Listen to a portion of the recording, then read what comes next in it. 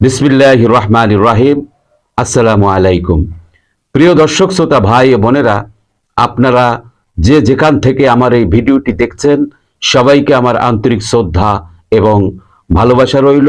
অন্যান্য জাতি ধর্মের ভাই বোনদেরকে আমার আদাব নমস্কার জানাই। প্রিয় দর্শক, আজকের ভিডিওতে আমরা আলোচনা করব বাংলাদেশের চলমান রাজনৈতিক পরিস্থিতি নিয়ে। শেখ হাসিনার প্রত্যাবর্তনের খবরে কারা আতঙ্কিত, কেন মিয়া ইউনূসের উপদেষ্টারা ক্ষুব্ধ এবং জুলুমের ইতিহাসের চরম পরিণতি কি হতে চলেছে, চলুন বিশ্লেষণ করা যাক। শেখ হাসিনার প্রত্যাবর্তন কেন এটা গুরুত্বপূর্ণ? বাংলাদেশের মাননীয় প্রধানমন্ত্রী শেখ হাসিনাকে যেভাবে সম্মানের সাথে ভারতে পাঠানো হয়েছিল, এবার তাকে তেমনি সম্মানের সাথে ফিরিয়ে আনার পরিকল্পনা চলছে।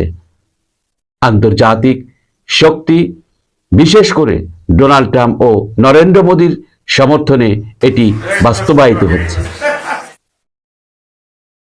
কিন্তু এই খবর শুনে কারা অস্বস্তিতে পড়েছে? কেন কিছু রাজনৈতিক গোষ্ঠী ও তাদের গুন্ডা বাহিনী আগুনের মতো জ্বলছে? কারণ তারা জানে শেখ হাসিনা ফিরলে জুলুমের বিচার হবে। আওয়ামী লীগের নেতাকর্মীদের উপর জুলুমের ইতিহাস। একটা কথা আছে, যেদিন যায় ভালোই যায়। বাংলাদেশের রাজনৈতিক সহিংসতা নতুন কিছু নয়, কিন্তু আওয়ামী লীগের নেতাকর্মীদের উপর যে ভাবে জুলুম নির্যাতন চালানো হয়েছে, তাই ইতিহাসের কালো অধ্যায় হয়ে থাকবে। লক্ষ লক্ষ বাড়িঘর আগুনে পুড়িয়ে দেওয়া হয়েছে, হাজারো পরিবার পথে বসিয়ে দেওয়া হয়েছে, নিরীহ জনগণকে হত্যা করা হয়েছে শুধু রাজনৈতিক পরিচয়ের কারণে।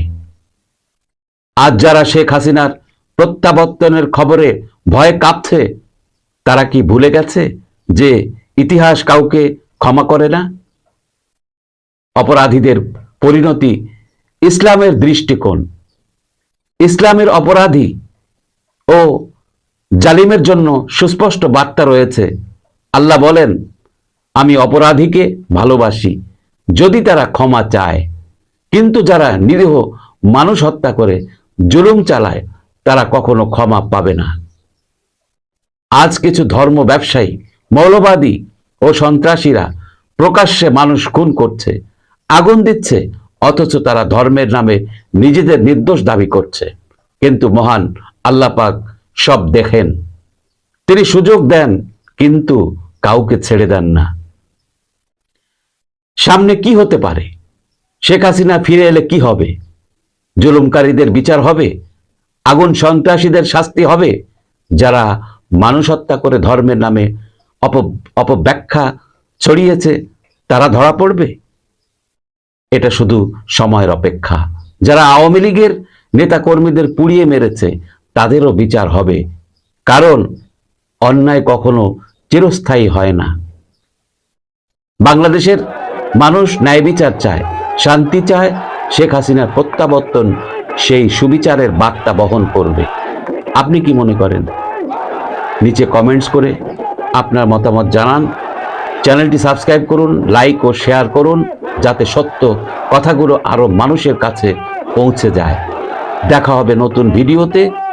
সবাইকে অনেক অনেক ধন্যবাদ জানিয়ে বিদায় নিচ্ছি। সবাই সুস্থ থাকবেন, ভালো থাকবেন। আল্লাহ হাফেজ। আসসালামু আলাইকুম।